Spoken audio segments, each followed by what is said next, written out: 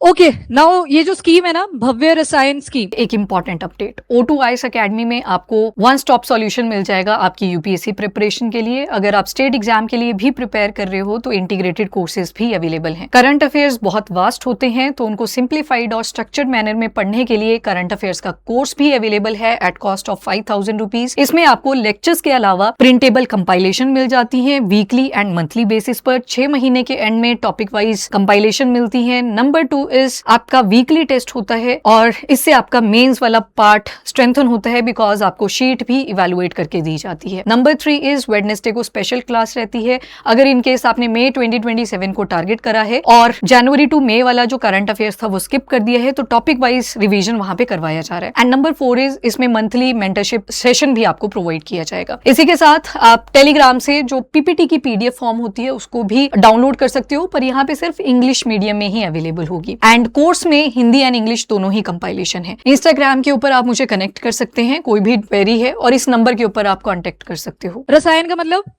Chemicals, तो ये अपने को क्लियर है कि केमिकल्स के बारे में यहाँ पे बात हो रही है। तो जो तो थोड़े से पुराने स्टूडेंट है, हमने यहाँ पे बजट पढ़ा था एक बार कि फाइनेंशियल ईयर 2026 से लेके 27 तक क्या क्या खर्चा सरकार करने वाली है। तो उसमें 3 केमिकल कॉरिडोर्स की बात हुई थी और उनकी लोकेशन डिक्लेयर नहीं थी। याद है किसी को ये थोड़ा सा? हाँ, यस, केमिकल पार्क्स के नाम से जिनको हमने जाना था, पर उनकी लोकेशन अभी के लिए डेजिग्नेट नहीं करी गई थी। और सुनो, ये जो भव्य रसायन स्कीम है ना, इसमें अभी भी डेजिग्नेशन नहीं बताई गई है कि कहाँ पे ये केमिकल पार्क्स मिलेंगे, पर पैसा एलोकेट कर दिया गया है। अब कंपटीशन चलेगा स्टेट्स के बीच में, बिड्स लगेंगी, जो बहुत अच्छा प्रपोजल लेके आएगा उस स्टेट के अंदर वो केमिकल पार्क लग जाएगा। एक जगह पे 2 केमिकल पार्क भी हो सकते हैं, या हो सकता है एक एक स्टेट के अंदर एक एक केमिकल पार्क है। लोकेशन अभी के लिए डिक्लेयर नहीं है, वो अगला अपडेट होगा जब इनकी लोकेशन डिक्लेयर कर दी जाएंगी। नाउ भव्य रसायन स्कीम, भव्य इंडिकेट कर रहा है कि इसका एरिया काफी बड़ा होगा, अप टू 2000 एकड़। ये इसमें डेजिग्नेट कर दिया गया है कि 2000 एकड़ तक का जो लैंड रहेगा वो तो रहेगा ही रहेगा, उतने एरिया में ये केमिकल पार्क्स बनाए जाएंगे। नाउ जब केमिकल पार्क्स की बात करी तो केमिकल से आप अज्यूम कर सकते हो केमिकल वाली प्रोडक्ट्स आ जाएंगी, आपके पेट्रोकेमिकल प्रोडक्ट्स आ जाएंगे। पेट्रोकेमिकल मतलब जैसे प्लास्टिक आ गया, पॉलीथीन वगैरह ये आप बोलते हो, सारा ये किस में आ जाएगा? पेट्रोकेमिकल में आ गया। पॉलीएस्टर आ गया एंड मैनी मोर थिंग्स।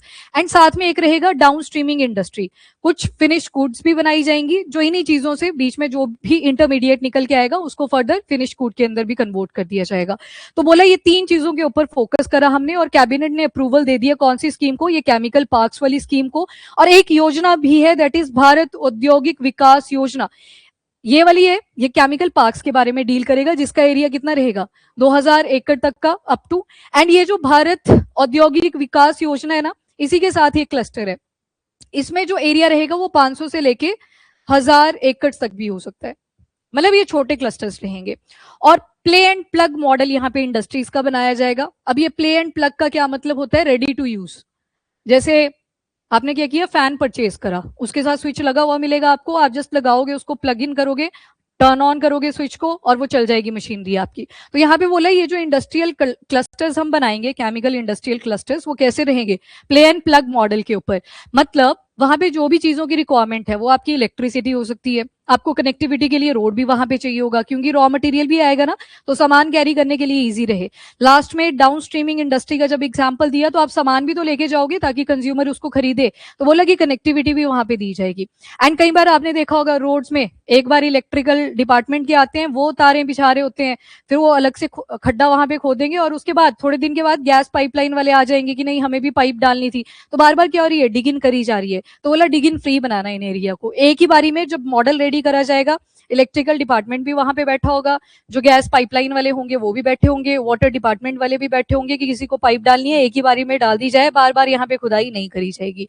तो प्ले एंड प्लग मॉडल मतलब जो बेसिक डिमांड होती है किसी भी इंडस्ट्री को बनाने के लिए, वो सारा वहां पे पहले से ही रेडी रहे।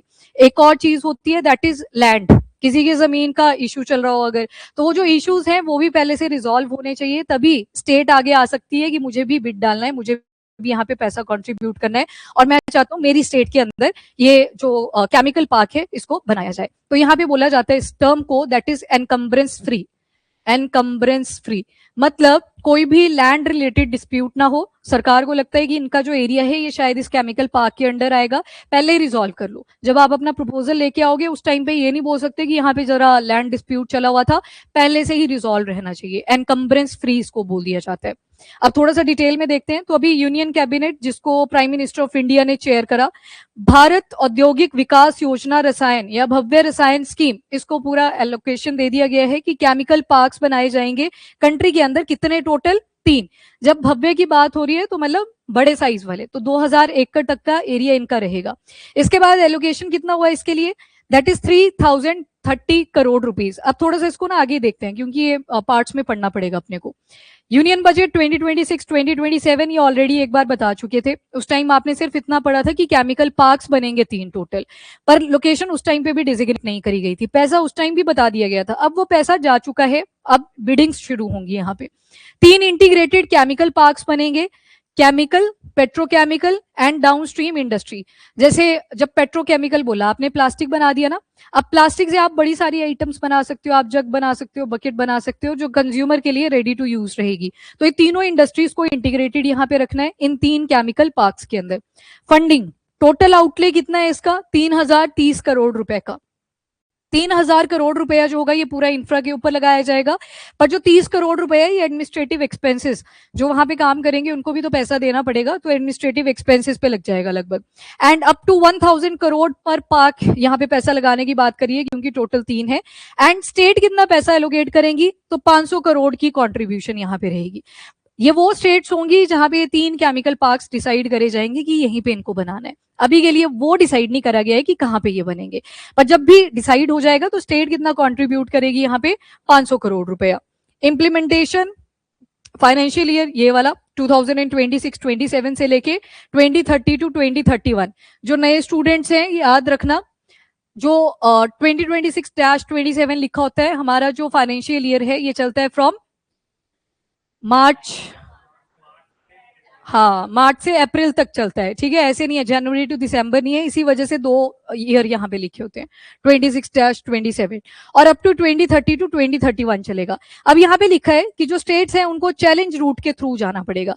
मान लो कोई स्टेट है तमिलनाडु, एक स्टेट ले लेते हैं कर्नाटका, एक स्टेट ले लेते हैं ओडिशा, ये तीनों चाहते हैं कि केमिकल पार्क हमारी स्टेट के अंदर बन जाए, तो पहले इनको क्या लेके आना पड़ेगा? अपना प्रपोजल मॉडल, कि हम कैसे जनरेट करवाएंगे इन केमिकल पार्क्स को। तो जब भी अपना मॉडल लेके आएंगे ना, तो इनको ध्यान में रखना चाहिए कि ये प्ले एंड प्लग मॉडल पे बेस्ड हो, मतलब जो बेसिक सा इंफ्रा है वो पहले से ही रेडी होना चाहिए वहां पर। जैसे वाटर की सप्लाई वहां पे कॉन्टिन्यूअस हो। नंबर 2, एफिलिएंट को कलेक्ट करने के लिए एक कॉमन चैम्बर भी अगर बना हुआ है वो भी चल जाएगा, कि एक ही जगह पे सारा ट्रीटमेंट के लिए जो भी वेस्ट मटेरियल था उसको लेके आए और वहीं पे उसको ट्रीट कर दिया जाए। यहीं पे गैस पाइपलाइन रिलेटेड जो भी प्रॉब्लम आ सकती थी कल को, की डिगिंग करनी पड़ सकती थी, इन्होंने पहले ये चीज इंश्योर कर दी है कि हमने एक ही बारी में ये सारा काम कंडक्ट करवा देना है।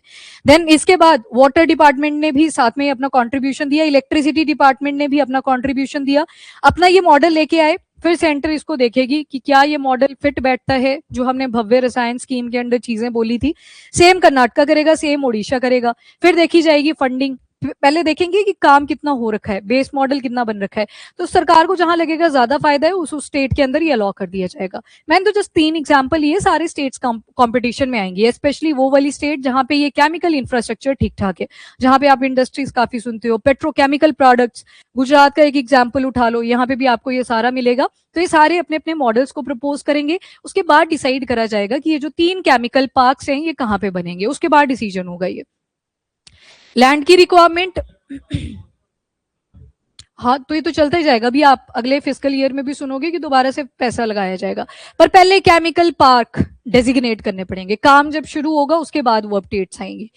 नाउ यहाँ पे मिनिमम जो एरिया बोला है वो 2000 स्क्वायर एकड़ का बोला है, यानी कि 8 स्क्वायर किलोमीटर तक का कॉन्टिग्यूअस होना चाहिए। वो जो प्ले एंड प्लग मॉडल मैंने आपको समझाया कि बेसिक इंफ्रा पहले से रेडी रहे। एंड दूसरा, एनकम्बरेंस फ्री लैंड होना चाहिए। अच्छा, इन तीनों केमिकल पार्क्स को भी ना आसपास के ही एरियाज में रखा जाएगा, ताकि एक ही जगह से सारा सामान उठाया जाए, लॉजिस्टिक इजी रहे। तो ट्राई करा जाएगा कि जो नियर बाय स्टेट्स होंगी वहीं पे ये केमिकल पार्क्स भी लगे, मतलब वो आपस में भी कनेक्टेड रह सके। ऐसा नहीं कि एक नॉर्थ एंड पे है दूसरा साउथ एंड पे है, वैसे भी नहीं होना चाहिए, सेग्रीगेटेड, इंटीग्रेटेड ये रहना चाहिए। एनकम्बरेंस फ्री लैंड, मतलब कोई डिस्प्यूट ना चला हो, सरकार को जहां से भी जमीन चाहिए थी उन्होंने वो कर ली हो सहमति आपस में, जो कंपनसेशन देना था उनको जमीन के लिए वो पहले दे दिया हो, तो एनकम्बरेंस फ्री होना चाहिए। Infrastructure plug and play facility I think clear है अब आपको, है ना, प्लग करा एंड प्ले करा। आपको फैन ऑन करना था, आपने जो स्विच लगाया, स्विच को ऑन करा, वो वर्क कर रहा है। तो वही बोला कि यहाँ पे इलेक्ट्रिसिटी वाटर सप्लाई पहले से ही अवेलेबल होनी चाहिए। एंड दूसरा कॉमन एफ्लुएंट ट्रीटमेंट प्लांट। अब ये जो 2000 एकड़ है, इसका मतलब ये थोड़ी है कि एक ही बिल्डिंग बन जाएगी एक पॉइंट से लेके दूसरे एंड तक, यहाँ पे छोटी छोटी मल्टीपल बिल्डिंग्स होंगी। एंड केमिकल की बात हो रही है, रसायन की बात हो रही है, वेस्ट तो पक्का ही निकल के आना है। अब ये जो वेस्ट है, अगर इसको नेचुरल वाटर बॉडी के अंदर डाल देंगे, मान लो कोई रिवर वगैरह जा रही थी आसपास के एरिया से, उसमें ये वेस्ट आपने डाल दिया, नेचुरल हैबिटेट तो सारा डिस्टर्ब कर जाएगा। तो उसके लिए क्या होते हैं, एफ्लुएंट ट्रीटमेंट प्लांट्स लगे होते हैं, जिसमें पहले solid and liquid waste separate किया जाता है, फिर देखा जाता है कि किस किस टाइप के केमिकल कौन कौन से एरिया से आए थे, केमिकल रिएक्शंस करवाई जाती हैं ताकि वो फिर साफ होके बाहर निकाला जा सके। तो ये कॉमन ही बना होगा, मान लो यहाँ पे 4-5 बिल्डिंग्स हैं, तो इनका जो ट्रीटमेंट प्लांट होगा वो एक ही जगह पे जाएगा, मतलब ड्रेनेज कनेक्टेड होंगी, एक ही जगह पे सारा एफ्लुएंट को ट्रीट करा जाएगा, ताकि जो हजार्डस वेस्ट मैनेजमेंट है वो बाकी नेचर में मिक्स ना करे। पर आप क्या सुनते हो बार बार, जब भी इंडस्ट्रीज की बात आती है ये नहीं मानते इन प्रोटोकॉल्स को कि बनाओ और निकले चलो, क्यों? क्योंकि इस पे खर्चा भी तो आएगा। पर कॉमन से एक फायदा हो जाता है, जब कॉमन एफ्लुएंट ट्रीटमेंट प्लांट लगाया जाता है ना, तो एक ही जगह पे आपने वो प्लांट लगा दिया, सारे कॉन्ट्रीब्यूट कर देंगे थोड़ा थोड़ा। पहले शायद एक ही पर्सन के ऊपर मान लो लेट से 1 करोड़ रुपया लग जाना था एक साल का, कि उसको एफ्लुएंट भी ट्रीट करना पड़ेगा। अब सारे मिलके आएंगे आगे, वेस्ट भी ज्यादा जनरेट होगा, पर सब में पैसा जो है वो बंट जाएगा, तो सबको लगेगा और रिस्पॉन्सिबिलिटी भी लेंगे। सबसे इंपॉर्टेंट कि एक ने पेमेंट नहीं करी, बाकी के बोलेंगे तूने तो यहाँ पे नहीं करा, कल को उसके अगेंस्ट कंप्लेंट होगी। तो यहाँ पे कॉमन का एक और एडवांटेज ये हो जाता है कि कंप्लायंस, सारे एक दूसरे के साथ कोऑपरेट करते हैं, पैसा भी डिवाइड कर जाता है, और एफ्लुएंट को अब आपके ऊपर एक रिस्पॉन्सिबिलिटी बन जाती है। एफ्लुएंट यानी कि वेस्ट मटेरियल, उसको आप ट्रीट करें और फिर जाके रिलीज करें जो भी नेचुरल वाटर बॉडी आसपास के एरियाज में है। Water steam and pipeline network पहले से दे रखे होंगे। सॉल्वेंट की रिकवरी करी जाएगी। सॉल्वेंट, सॉल्यूट, ये दो टर्म्स केमिस्ट्री में बहुत चलती हैं।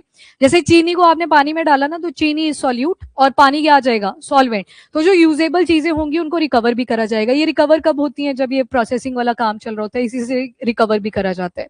लॉजिस्टिक, चीजों को एक जगह से दूसरी जगह पे लेके जाना। वेयर हाउसिंग, अभी लेके नहीं जाना है पर पैक करके रखना पड़ेगा, तो स्टोरेज की फैसिलिटी, ये सारी कहाँ पे होगी, इन केमिकल पार्क्स के आसपास रहेगी। सिग्निफिकेंस, अब इससे हुआ क्या, आपने जब इंटीग्रेटेड 3 केमिकल पार्क्स लगा दिए तो उससे आपका लॉजिस्टिक कॉस्ट भी रिड्यूस करेगा, क्योंकि सारे आसपास कनेक्टेड है। आपने क्या किया, प्लास्टिक बना लिया, कहाँ पे, पेट्रोकेमिकल इंडस्ट्री के अंदर। उसके बाद आपने बोला यार जग्स भी चाहिए अपने को, देन उसके बाद बकेट्स भी चाहिए, क्योंकि कंज्यूमर को तो ये चाहिए होती हैं। देखो हर साल एक नया बैच आता है ना, कॉलेजेस के अंदर, और हॉस्टल में जाते हैं, पीजी में जाते हैं, बकेट एंड जग बहुत कॉमन नीड होती है जो सबको ही खरीदनी पड़ती है, कोई नहीं शेयर करता, एक की टूट की दूसरे को बोलेगा तू लेके आएगा। तो मतलब ये तो चाहिए चाहिए। तो हम क्या देख रहे हैं, कंज्यूमर के लिए कुछ डिमांड्स होती है, प्लास्टिक से बनी हुई है, चाहिए ही चाहिए, पर हम नहीं चाहते कि लॉजिस्टिक कॉस्ट उसके ऊपर इंक्रीज करे। तो जब आपने एक ही एरिया के आसपास सारा क्लस्टर यहाँ पे डेवलप कर दिया, तो उससे आपको क्या एडवांटेज मिली, आपका जो ट्रांसपोर्टेशन था उसकी कॉस्ट भी रिड्यूस करगी, प्रोडक्शन कॉस्ट ये भी रिड्यूस करेगी। क्यों, प्रोडक्शन कॉस्ट कैसे रिड्यूस करेगी, अब रॉ मटेरियल भी तो आपको नियर बाय अवेलेबल है, तो उसके लिए आपको इधर से उधर नहीं जाना पड़ा, तो इससे भी क्या हुआ, कॉस्ट रिड्यूस कर जाएगी। इन्वेस्टमेंट, केमिकल पार्क बन रहा है, कहीं कंट्रीज होंगी जो इंटरेस्ट ले लेंगी, साउथ कोरिया होगी एंड मैनी मोर, जो इंटरेस्ट लेंगी कि चलो इन्वेस्टमेंट कर लेते हैं। एंड इसकी वजह से एक्सपोर्ट भी फिर बूस्ट होंगे, क्योंकि मेड इन इंडिया प्रोडक्ट्स आप जब इंडिया के अंदर बनाओगे तो फिर बेचोगे भी बाहर, तो एक्सपोर्ट भी होगे। अब इससे हुआ क्या, जो फॉरेक्स होता है हमारा, फॉरेन एक्सचेंज रिजर्व, इसमें पहले हम खरीद रहे थे बाहर से तो पैसा देना पड़ रहा था, पर जब बेचेंगे तो पैसा इसके अंदर आएगा, एडिशन होगी, तो ये तो अपने लिए प्लस पॉइंट है। इंपोर्ट सब्सटीट्यूशन, इंपोर्ट बहुत ज्यादा करता है इंडिया, तो हमने उसको सब्सटीट्यूट करना है कि मेक इन इंडिया हो, एटलीस्ट कि अपनी कंट्री में बना, बेशक बेच भी लेंगे अपनी कंट्री के अंदर, बट एटलीस्ट इंपोर्ट को हम सब्सटीट्यूट करेंगे। And global value chain integration, global value chain integration का मतलब है कि कुछ चीजें अभी भी ऐसी होंगी जिसमें हम दूसरों के ऊपर रिलाई होंगे। फॉर एग्जाम्पल आईफोन का एग्जाम्पल है, डिजाइनिंग करी यूएस ने, चिप्स, सेमीकंडक्टर चिप ताइवान से आए, असेंबली करी चाइना ने, एंड बेचा कहाँ पे, इंडिया में, और भी कंट्रीज में बेचते हैं। पर हमने क्या देखा कि एक ग्लोबल वैल्यू चेन बनी हुई है, हर एक कंट्री दूसरे के ऊपर डिपेंडेंट रहती ही रहती है। एंड बाकी इंडिया का एक गोल है, दैट इज विकसित भारत एट 2047, तो उसको भी ये सपोर्ट करेगा। और जो केमिकल मैन्युफैक्चरिंग क्लस्टर है थ्रू आउट वर्ल्ड, उस कंपटीशन के अंदर इंडिया का भी नाम इंक्लूड होगा। बाकी एक आपने एक और जो स्कीम का नाम देखा, दैट इज भव्य भारत औद्योगिक विकास योजना। अब जो भव्य रसायन स्कीम था, इसमें भव्य बोला और रसायन बोला, मतलब एरिया बहुत ज्यादा था। अब ये जो भारत औद्योगिक विकास योजना है, इसमें कितना पैसा एलोकेटेड है, तो 33,660 करोड़ रुपया। अब इसमें क्या बोला है, 100 plug and play industrial parks बनाए जाएंगे। लग गया ना पता, रेडी टू यूज, मतलब ऐसे इंडस्ट्रियल क्लस्टर जो रेडी टू यूज हैं, 100 बनाए जाएंगे, पर ये छोटे होंगे, उतना नहीं। वो जो केमिकल पार्क का एरिया था उसमें तो मिनिमम ही कितना एरिया बोल दिया था, 2000 एकड़ का, पर इसमें छोटा रहेगा। कितना, रेडी लैंड होनी चाहिए लगभग 100 से लेके 1000 एकड़, 500 इतने की आसपास ही एकड़ की लैंड होनी चाहिए।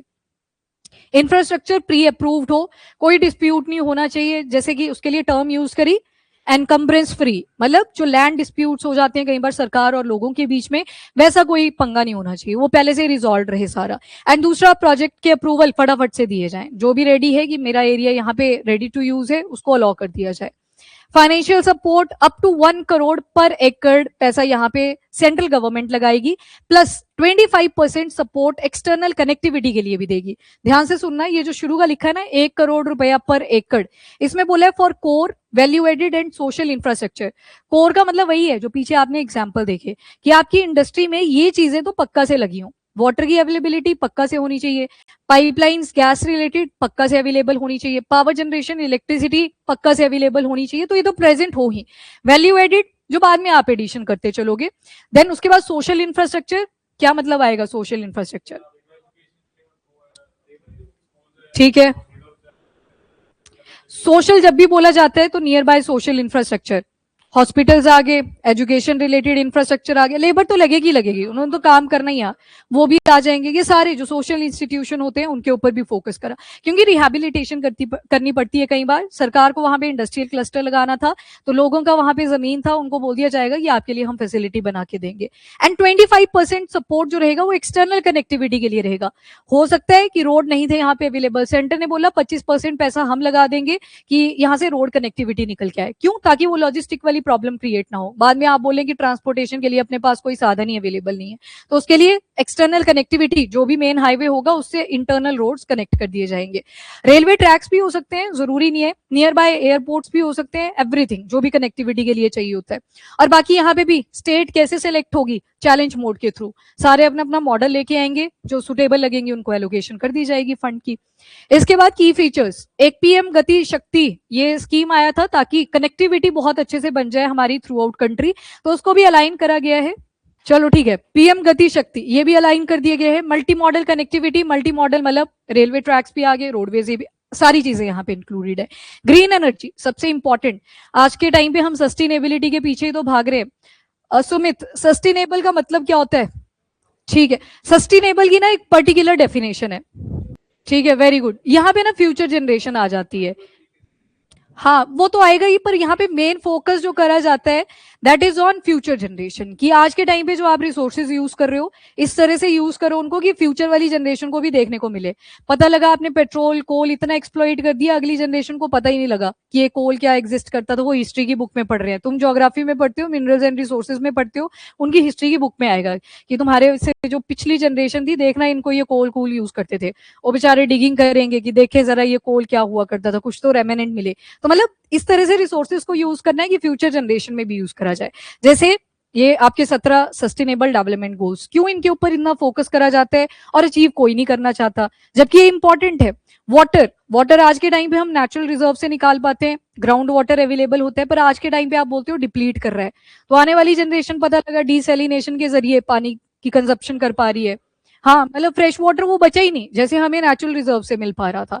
तो सस्टेनेबल का मतलब होता है कि आज के टाइम पे रिसोर्सेज को इस तरह से यूज करें कि अगली जनरेशन भी उन्हें देख पाए, उन्हें यूज कर पाए, सेम फिर वो प्रोसेस आगे चलेगी। तो ये सस्टेनेबल का मीनिंग रहता है। Okay, underground utility corridors, no dig infrastructure, ये समझ गए अब, नो डिग इंफ्रास्ट्रक्चर कि गैस पाइपलाइन वाले अलग से नहीं आएंगे पाइप्स लगाने के लिए, इलेक्ट्रिसिटी वाले अलग से नहीं आएंगे, वाटर डिपार्टमेंट वाले अलग से नहीं आएंगे, सीवेज वाले अलग से नहीं आएंगे, ये पहले ही डिसाइड कर लिया जाएगा जब मॉडल रेडी होगा।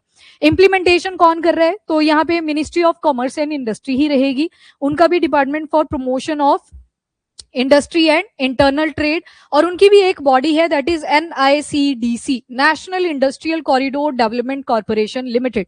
ये सारा इसके ऊपर चेक रखेंगे कि कैसे काम चलना है, मॉडल्स को कैसे अप्रूवल देना है। अब कैबिनेट ने भी तो किसी के पास काम पकड़ाना था, तो ये वाला रहेगा यहाँ पे। अच्छा, ग्रीन एनर्जी कैसे बोलेंगे भाई? देखो, आपने बोला कि केमिकल्स यूज करने पड़ेंगे। अब आपके पास दो ऑप्शन है कि जो भी आपके पास वेस्ट मटेरियल निकला, आपने क्या किया उसको एज इट इज कहाँ पे भेज दिया, जो भी नेचुरल रिजर्वॉयर थे आपके आसपास, जो भी वाटर बॉडीज आ गई वहां पे। दूसरा, आपको इस अच्छा, फिर आपने क्या किया, ट्रीटमेंट करा। अब जो ट्रीटमेंट है, यहाँ पे भी आप केमिकल्स का यूज करते हो, बट निकल गया ये।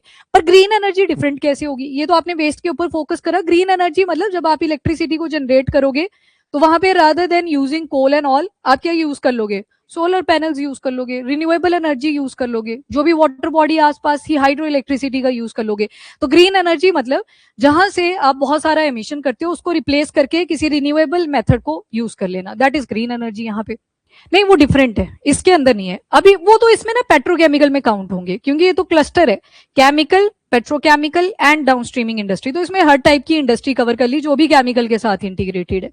हाँ, कि कल को एक्सेसिबल रहे और कल को कोई प्रॉब्लम आती है तो एक ही जगह पे डिगिंग हो, वो सारी जगह नहीं कि सारी सड़कें आपने उड़ा दी। हाँ, जैसे अंडरग्राउंड बना दिया, ये मान लो ये आपकी बिल्डिंग सेट करी, इन्होंने बोला अंडरग्राउंड क्या करेंगे, ये सारी चीजें लगा देंगे, वाटर पाइपलाइन रहेगी, सीवेज की पाइपलाइन रहेगी, एक्सेसिबल रहेगा पर एक ही जगह से। मतलब आपको बार बार डिगिंग करने की जरूरत नहीं है, आपने उसको एक्सेसिबल बना दिया कि यहीं से लेके आना है। पहले तो मॉडल पे फोकस करेंगे कि मॉडल ही ऐसा बनाओ कि आपको बार बार ये ठीक ही ना करना पड़े। ठीक है, कि ऐसा ना हो बाद में याद आ रहा है कि अरे वाटर की पाइप लगाने भूल गई, फ्रेश वाटर की लगा दी, सीवेज वाली भूल गई। वो मॉडल ही वैसे बनेगा कि सब कुछ यहाँ से। और दूसरा, ये एक्सेसिबल रहेगा, जो डिपार्टमेंट वाले रहेंगे कि इजीली एक्सेसिबल रहे, डिगिंग वाला काम करना ही ना पड़े, इजीली एक्सेसिबल ये रहेगा।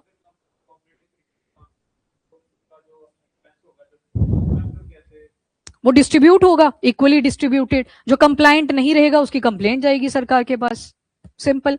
अभी तो ये डिसाइड ही नहीं हुआ ना कि कौन कौन इसमें अलाउड होंगे, अभी स्टेट कौन सी काम करेगी, एंड स्टेट भी किसके पास टेंडर देगा वो अभी क्लियर ही नहीं है, तो वो बात की बात है।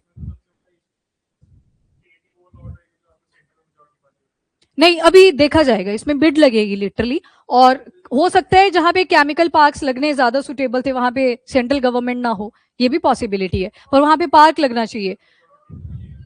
यस, लेबर भी चाहिए, लेबर भी देखनी पड़ेगी कि लेबर कहाँ पे। यहाँ पे इसको भी के लिए पॉलिटिसाइज नहीं करते, रीजन बिहाइंड क्योंकि अभी तो क्लस्टर अलाउ ही नहीं करा गया है। कल को ऐसा होता है तब कर लेंगे इसके ऊपर बात कि ऐसा करा गया, सेंटर की जहाँ पे खुद की पार्टी थी वहां पे अलॉट कर दिया। पर पहले देखा जाएगा कि ये सारी जो रिक्वायरमेंट्स इसमें लिखी गई है क्या वो मीटअप कर पा रही है। आफ्टर दैट डिसाइड करा जाएगा कि किस स्टेट के अंदर ये केमिकल पार्क लगेंगे। इंटीग्रेशन एक इंपॉर्टेंट पॉइंट था यहाँ पे कि जो 3 केमिकल पार्क हैं वो नियर बाय होने चाहिए। मान लो इसी बेल्ट के अंदर लगा रहे हो, ये इंटीग्रेटेड रहे आपस में, ऐसे नहीं एक पार्क यहाँ पे लग गया बाकी के 2 पार्क यहाँ पे लग गए।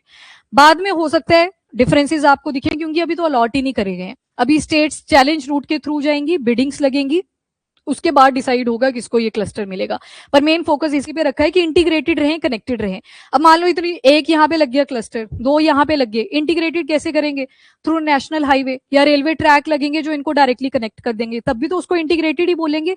तो जरूरी भी नहीं है कि एक ही जगह पे हो भी सकता है एक ही जगह पे लग जाए तीनों आसपास के एरियाज में। दोनों पॉसिबिलिटी अभी तो अलॉट नहीं हुआ, तो हम कुछ नहीं बोल सकते इसके ऊपर। ठीक है, नाउ बेनिफिशियरी कौन रहेंगे जिनको काफी बेनिफिट मिलने वाले हैं? नंबर 1 तो मैन्युफैक्चरिंग इंडस्ट्री सारी आ गई। Number 2 micro small and medium enterprises, सबसे बढ़िया 45% जो कंट्रीब्यूशन है मैन्युफैक्चरिंग के फील्ड में वो एमएसएमईज का भी रहता ही है। स्टार्टअप्स आ जाएंगे, ग्लोबल इन्वेस्टर आएंगे, लॉजिस्टिक और सर्विस सेक्टर्स भी इसमें इंक्लूड रहेंगे। सिग्निफिकेंस आई थिंक आपको क्लियर है। इंडिया ने जब जंप किया था ना, देखो हाँ इंडिया के अंदर यस, अभी ना टर्शरी जो सेक्टर है हमारा सर्विसेज का, एक आता है प्राइमरी, एक आता है सेकेंडरी, एक आता है टर्शरी, एक आता है क्वार्टनरी, एक आता है इसको क्या बोल क्वीनरी। प्राइमरी के अंदर जब आप नेचर से डायरेक्टली चीजों को उठा लेते हो, ठीक है, एग्रीकल्चर आ गया, फिश फार्मिंग आ गई, आपने नेचर से उठाया। सेकेंडरी पे आ जाता है जब आप मैन्युफैक्चरिंग करते हो चीजों की। अब जैसे माइनिंग है, माइनिंग कहाँ पे रखोगे, प्राइमरी की सेकेंडरी? क्यों, माइनिंग माइंस तो आपको नेचर ने दी, तब तो एग्रीकल्चर से क्रॉप आपने निकाली वो तो आपने खुद निकाली, फिर तो उसको भी सेकेंडरी में डालो। माइनिंग की जो एक्सट्रैक्शन होती है वो प्राइमरी में आता है, पर बाकी का सारा काम कहाँ पे है, वो सेकेंडरी में आता है। आज के टाइम पे जब आप क्लासिफिकेशन देखते हो वो सारी कहाँ पे रखी है, सेकेंडरी में। बस बोल दिया जाता है वहां पे कि सिर्फ एक्सट्रैक्शन वाला काम कहाँ पे रहा, जब नेचर से आपने उसको निकाला तो उसको प्राइमरी के लिए बोलते हैं। जैसे एक टाइम पे प्रोसेसिंग तो सारा फिर सेकेंडरी में आ गया ना, क्योंकि मेन काम तो आज के टाइम पे प्रोसेसिंग का ही है।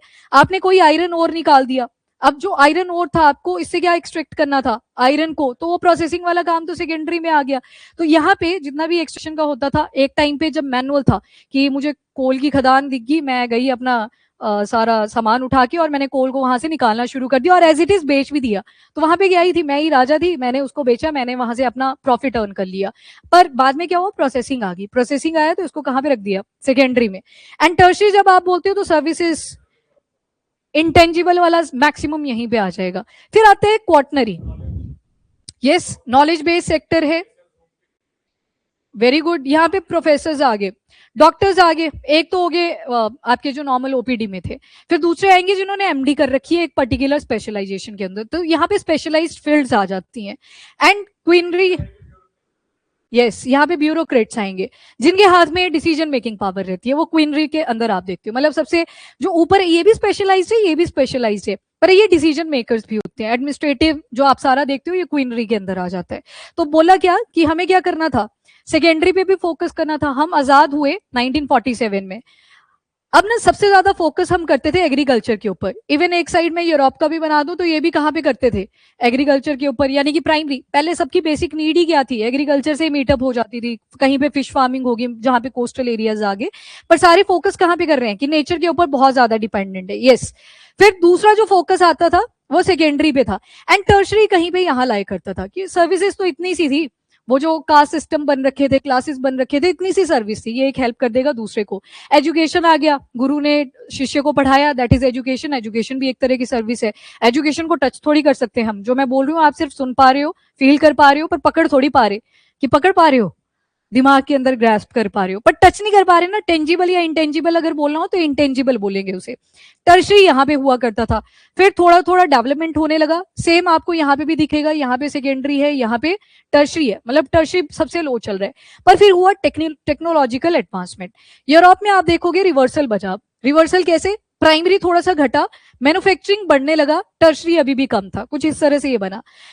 फिर उसके बाद और टेक्नोलॉजिकल एडवांसमेंट हुई, अब इन्होंने क्या किया, अपना सेकेंडरी, एंड फाइनली ये कहां पे आ चुके थे, टर्शरी। अभी के टाइम पे इंडिया का क्या हुआ ना, यहाँ पे प्राइमरी था, ये सेकेंडरी था, सॉरी उल्टा बना दिया, ये प्राइमरी था आपका, ये सेकेंडरी था, और टर्शरी अचानक से बढ़ गया। तो हमने क्या देखा, जो हमारा सेकेंडरी सेक्टर था ना ये घट गया। आज के टाइम पे कैसे बनता है हमारा ग्राफ, ये प्राइमरी, इतना सा सेकेंडरी, एंड बाकी कितना है, टर्शरी। 18% के आसपास कॉन्ट्रीब्यूशन, 24% के आसपास कंट्रीब्यूशन, बाकी जितनी भी बची वो सारी कहाँ पे दिख रही है आपको, टर्शरी के अंदर दिख रही है।